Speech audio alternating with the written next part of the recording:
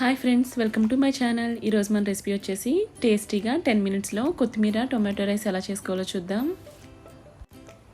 దీనికోసం మనం ప్యాన్ తీసుకుని ఇందులో 3 టేబుల్ స్పూన్ ఆయిల్ యాడ్ చేసుకోవాలి. ఆయిల్ హీట్ అయిన తర్వాత ఇందులో ఒక చిన్న దాల్చిన చెక్క, 4 ఇలాచి,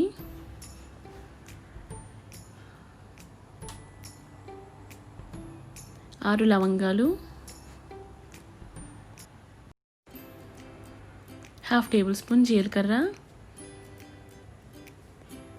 అలాగే 2 బిర్యానీ ఆకులు కూడా యాడ్ చేసుకుని ఇవన్నీ ఫ్రై చేసుకోవాలి.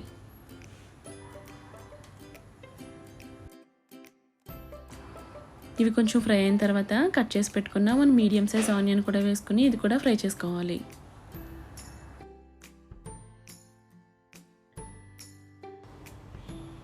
ఇలా ఆనియన్స్ కొంచెం ఫ్రై అయిన తర్వాత కట్ చేసి పెట్టుకున్న 5 వెల్లుల్లి రేఖలు,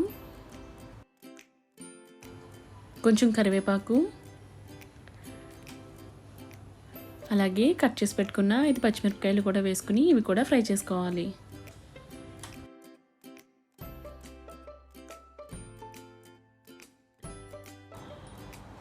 ఇలా మనకి ఆనియన్స్ హాఫ్ ఫ్రై అయిన తర్వాత మనం ముందుగా పేస్ట్ చేసి పెట్టుకున్న 5 టేబుల్ స్పూన్ కొత్తిమీర పేస్ట్ కూడా యాడ్ చేసుకుని ఫ్రై చేసుకోవాలి.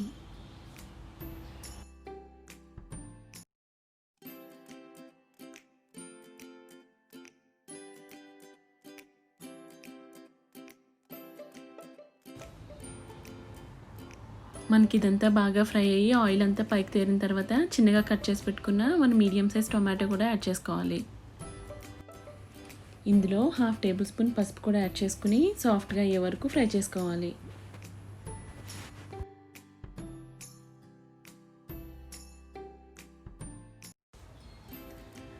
ఇలా మనం మూత పెట్టుకుని మీడియం ఫ్లేమ్లో టొమాటోస్ అన్నీ సాఫ్ట్ అయ్యే వరకు కుక్ చేసుకోవాలి.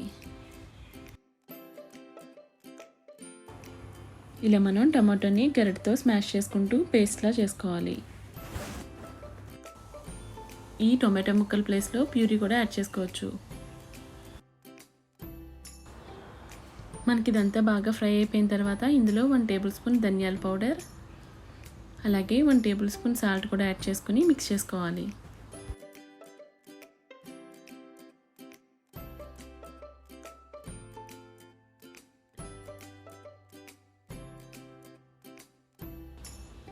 ఇప్పుడు ఇందులో మనం ముందుగా కుక్ చేసి పెట్టుకున్న 2 కప్స్ రైస్ యాడ్ చేసుకోవాలి.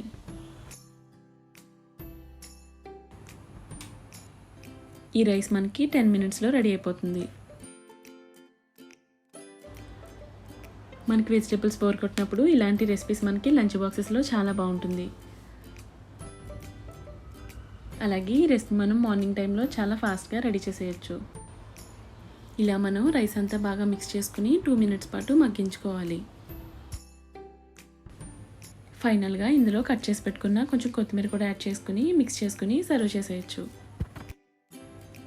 ఇందులో జీడిపప్పు కూడా యాడ్ చేసుకోవచ్చు. కొత్తిమీర టొమాటో కాంబినేషన్లో ఈ రైస్ చాలా టేస్టీగా ఉంటుంది.